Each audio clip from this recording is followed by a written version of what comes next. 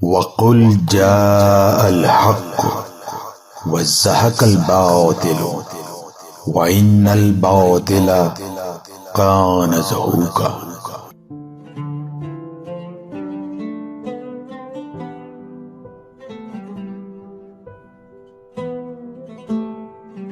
امام محمد باقر علیہ السلام نے فرمایا، امام مہدی علیہ السلام رکن و مقام کے درمیان کھڑے ہو کر نماز پڑھیں گے اور ان کے ساتھ ان کا وزیر بھی ہوگا۔ پھر آپ مجمع کو خطاب فرمائیں گے اور کہیں گے، ایھا الناس، جن لوگوں نے ہم پر ظلم کیا ہے اور ہمارے حقوق ہم سے چھین لیے ہیں، ہم ان کے مقابلے میں اللہ کی مدد چاہتے ہیں، اور جو شخص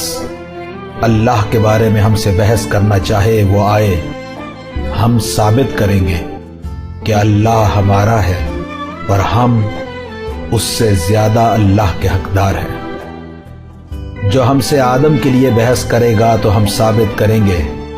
کہ ہم لوگوں سے زیادہ حضرت آدم کے وارث و حقدار ہیں، اور جو شخص ہم سے نوح کے بارے میں بحث کرے گا تو ہم ثابت کریں گے کہ نوح کے سب سے زیادہ وارث و حقدار ہیں، اور جو ہم سے ابراہیم کے متعلق گفتگو کرے گا تو ہم ثابت کریں گے کہ ہم حضرت ابراہیم کے سب سے زیادہ وارث و حقدار ہیں، اور جو شخص ہم سے حضرت محمد صلی اللہ علیہ وآلہ وسلم کے متعلق بحث کرے گا تو ہم ثابت کریں گے کہ ہم تمام لوگوں میں حضرت محمد صلی اللہ علیہ وآلہ وسلم کے سب سے زیادہ وارث و حقدار ہیں۔ جو شخص ہم سے انبیاء کرام کے متعلق بحث کرے گا تو ہم ثابت کریں گے کہ ہم انبیاء کرام کے سب سے زیادہ وارث و حقدار ہیں، اور جو شخص ہم سے کتاب خدا کے متعلق بحث کرے گا تو ہم یہ بھی ثابت کریں گے کہ ہم کتاب خدا کے سب سے زیادہ وارث اور حقدار ہیں۔ بے شک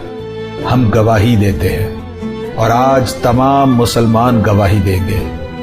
کہ ہم لوگوں پر ظلم کیا گیا، ہمیں ہمارے حقوق سے محروم کیا گیا، ہم سے بغاوت کی گئی، ہمیں ہمارے گھروں، ہمارے اموال سے اور اہل خاندان سے جدا کیا گیا اور نکال دیا گیا، اور قہر و ستم ڈھائے گئے۔ آج